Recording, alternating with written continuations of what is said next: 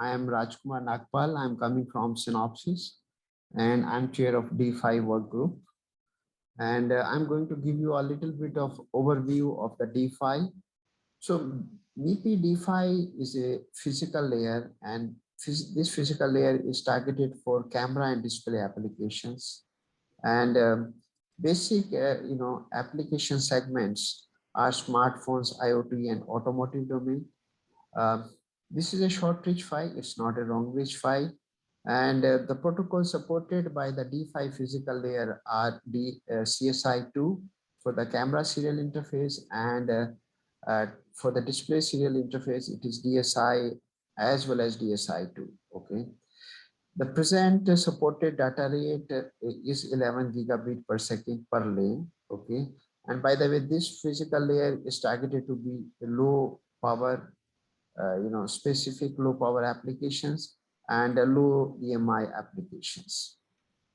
So basically this slide is giving basic overview of the D5 evolution starting from a V1.0 to V3.0. So there are multiple releases which are done over the years.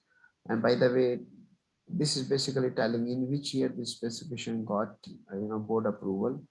And on a standard channel, this particular row is giving you how the data rates increased over the time. It started with 1 gigabit per second in 1.0, and today the supported data rate is 9 gigabit per second. Okay, this is for the standard channel. For the short channel, the evolution of the specification is here. Now today D5 3.0 is supporting 11 gigabit per second for a short channel. If you really look at the other aspects of the transmitter pre-emphasis, this is basically telling the specifications, adopting D5 transmitter pre-emphasis, okay, which is there in the specification. Calibration feature as accepted is as per these versions.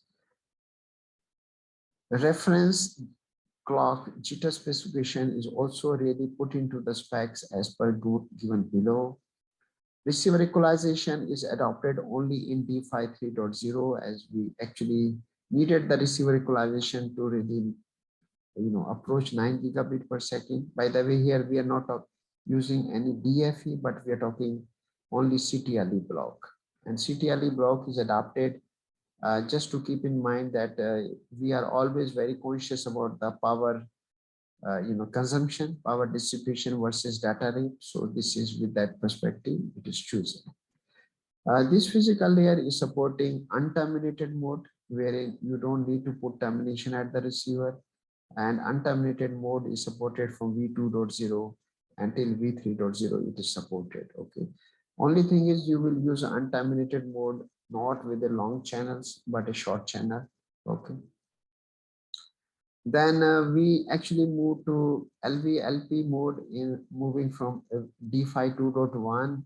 Basically, LV-LP mode is basically a normal LP with a low voltage configuration, low voltage option, wherein now it is max is 1.1 volt instead of 1.2 or 1.3 volt requirement. So this is basically just to keep pace with the evolving technologies.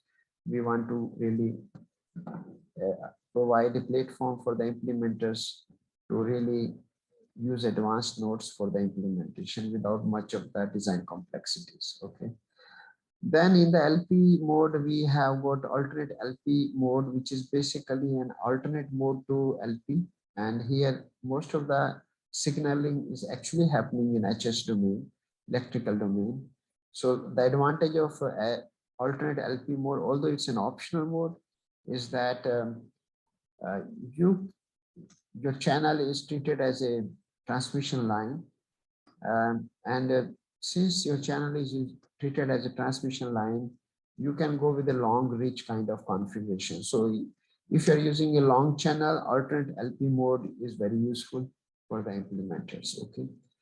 Then we have got one more enhancement in terms of bus width. Initially, it used to be 8-bit bus width, and then we moved it to 16-bit and 32-bit bus width.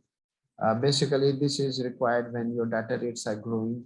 You don't want to really make your PPI interface very bulky. So you are actually, I'm going to say you are really, PPI interface is going to be little bit bulky, but the data rate requirements are going to be lesser. So if you are interfacing with FPGA, higher data rate, configurations, you find it this bus width feature useful. Okay, so that is the objective.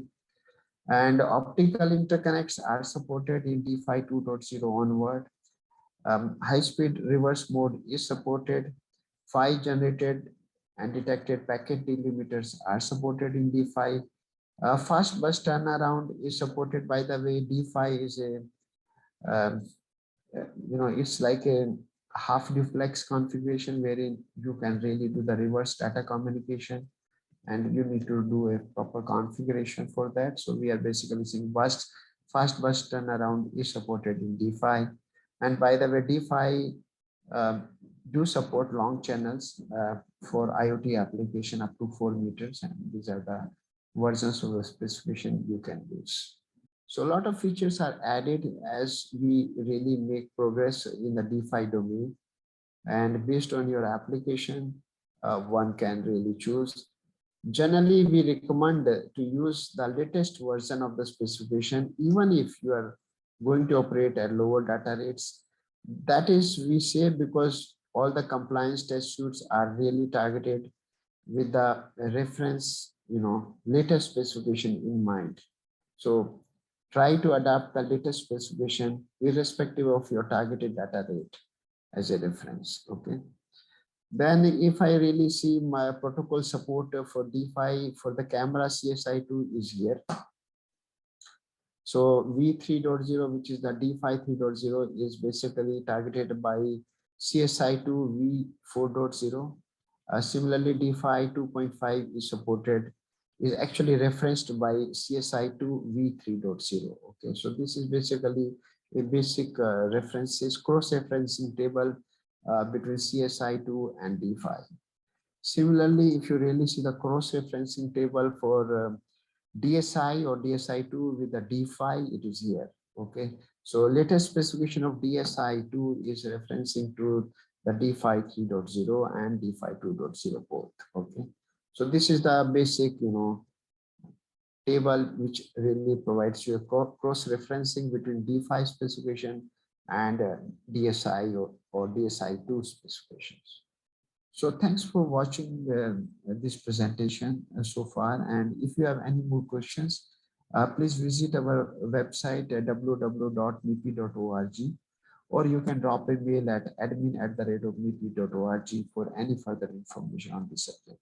Thank you very much.